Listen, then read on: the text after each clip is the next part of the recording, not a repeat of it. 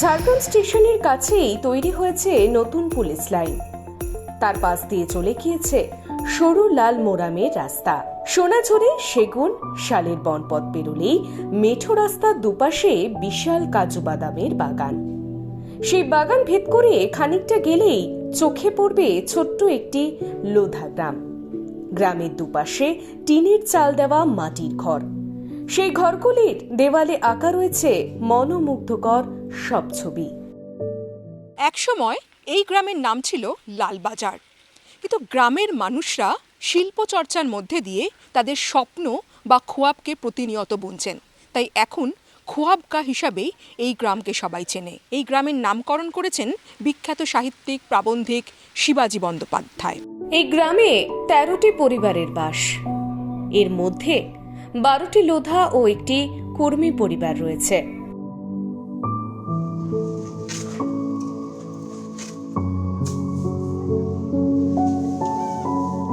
লোধা জনজাতির জীবনযাত্রার পালাবদলে জড়িয়ে রয়েছে কলকাতার চালচিত্র একাডেমি। চালচিত্র একাডেমির সম্পাদক মৃণাল মণ্ডল কলকাতাবাসী হলেও তার শিকড় ঝাড়গ্রামে।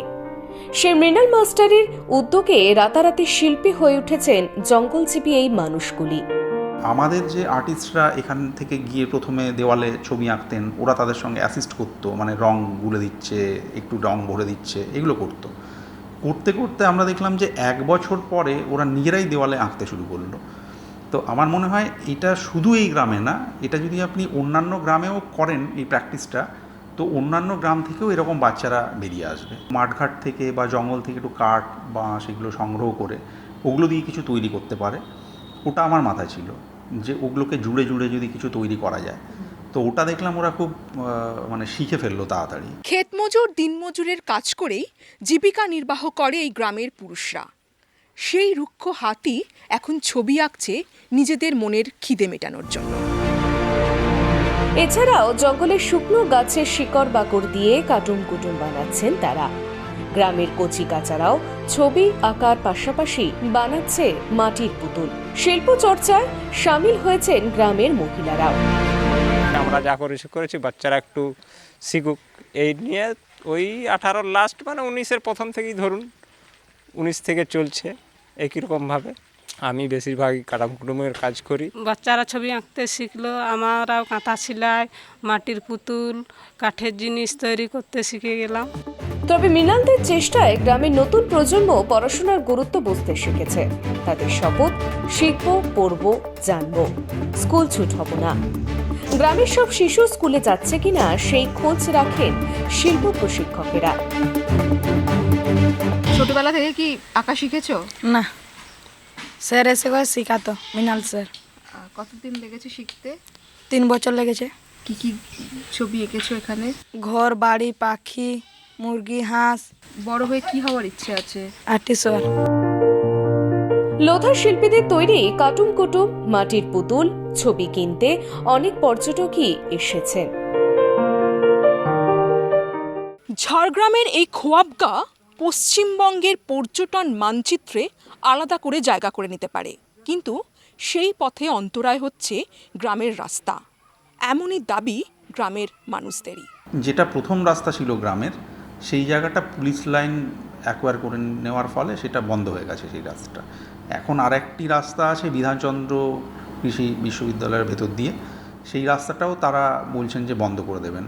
এবারে তাহলে গ্রামবাসী বেরোবে কোন দিক থেকে? বিদেশ থেকে আসে প্রথম ওই 2 বছর মতো খুব ভিড়, মানে পুজো থেকে আরম্ভ করে একদম হোলি পর্যন্ত একটানা।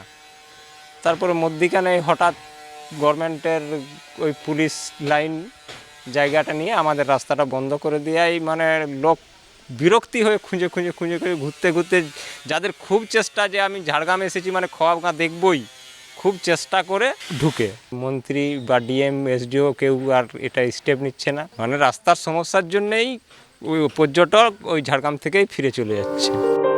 গ্রামের শিল্পীদের এই সমস্যার কথা মুখ্যমন্ত্রী মমতা বন্দ্যোপাধ্যায়ের কাছে পৌঁছে দেওয়ার আশ্বাস দিয়েছেন স্থানীয় বিধায়ক বা মন্ত্রী বীরবাহা হাসদা।